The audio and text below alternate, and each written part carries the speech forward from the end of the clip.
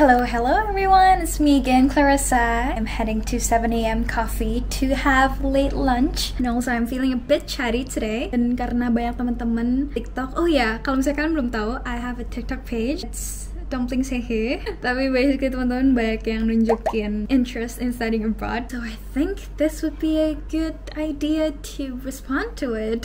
Finally. Bye!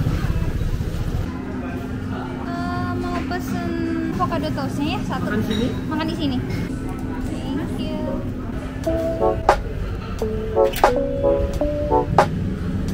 Nyampe juga akhirnya di 7 a.m. coffee. Walaupun agak berisik tapi it's alright. We're gonna find a way to do a video here. Halo semuanya, jadi aku lagi di coffee shopnya 7 a.m. as I mentioned previously. Anyway, I want to properly introduce myself. Halo semuanya, aku Clarissa Winata. You might know me from TikTok. I'm now on my second year, progressing to a third, hopefully, di Newcastle University di UK, and I'm taking marketing and management. By the way, ini ribut banget ya. Oh iya, aku lagi summer break. Biasanya itu di UK liburnya tuh banyak banget. Orang mungkin kayak nanya, banyak banget sih liburnya. Ya, ini yang kali ini summer break. Nanti ada winter break lagi, terus ada Easter break. So ya, aku nggak tahu sih ini penting atau enggak. Tapi while I'm in Bali, aku tuh masih kerja. Jadi sembari liburan, sembari kerja.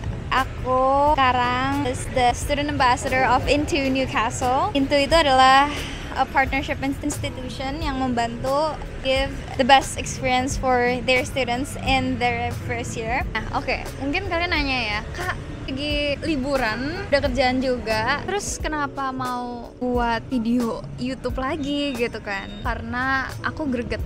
Karena aku lihat banyak banget antusiasme dari teman-teman tentang kuliah di luar negeri, dan aku tuh bisa relate di masa aku pengen kuliah ke luar negeri tuh gak banyak konten tentang why studying abroad, what's the reality behind it as an Indonesian student from Indonesian perspective. Jadi hopefully kedepannya aku bisa buat banyak konten-konten tentang kuliah di luar negeri in a fun packaging. I will start from my journey on studying abroad.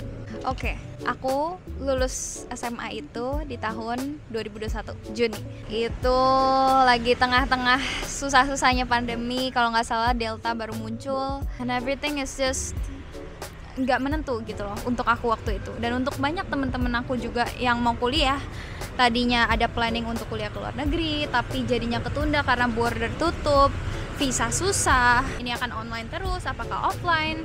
Tapi kita pengen juga experience and a lot of uncertainties.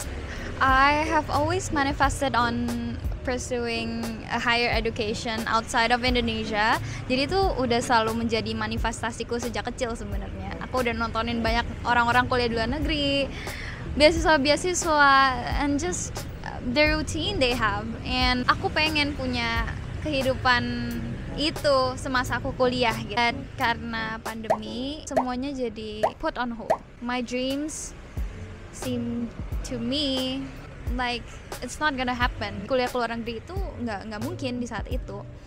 Pada saat itu aku juga apply ke universitas di dalam negeri. Aku udah tes, udah lolos batch pertama yang katanya susah juga. I was like, you know what? Bisa susah, everything is uncertain. Ada satu poin dimana aku pikir udah kayaknya it's time to give it up. Dalam negeri aja deh gitu loh. Tapi somehow aku mutusin buat last shot deh. Aku kasih kesempatan. Aku nanya ke diri aku, sebenarnya meaning dari kuliah ke luar negeri itu apa sih? The term studying abroad is filled with uncertainties. You don't know who you're gonna meet. Dan aku nggak tahu kondisi di luar negeri itu gimana. It was hard for me to accept it, tapi semua ini sebenarnya susah karena eventually I need to go on my way from my comfort zone. Keluar dari zona nyaman aku punya keluarga, aku punya teman-teman yang kuliah dalam negeri, dan aku nggak perlu cemas akan adanya proses adaptasi gitu loh. Jadi aku juga sempet kok denial sebenarnya. Jadi sebenarnya apa sih yang buat aku decided to go outside of my comfort zone and study abroad? Pada waktu itu aku cuma mikir, I think I want to learn more. I think I want to explore what's outside of Indonesia. Aku pengen ketemu orang-orang yang selalu aku impikan akan ketemu gitu, dari berbagai macam negara. Feel like I'm gonna have so much fun studying abroad.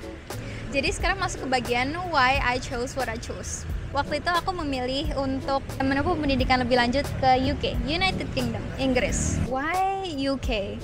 Yang aku tahu tentang UK adalah negara yang maju, negara yang kuat. And I've heard a lot of people kuliah di UK, mereka merasakan such a great experience of studying in the university level. Pada waktu itu aku cari banyak lagi tentang informasi seputar perkuliahan di negara ini, dan aku menemukan bahwa aku bisa S1 cuman 3 tahun, dan kemudian aku bisa S2 cuman setahun.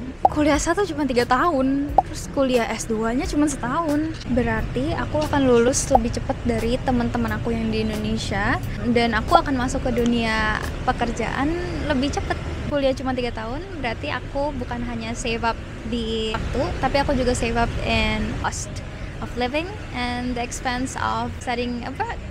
Tapi ini nggak di semua university di UK ya yang kayak gini.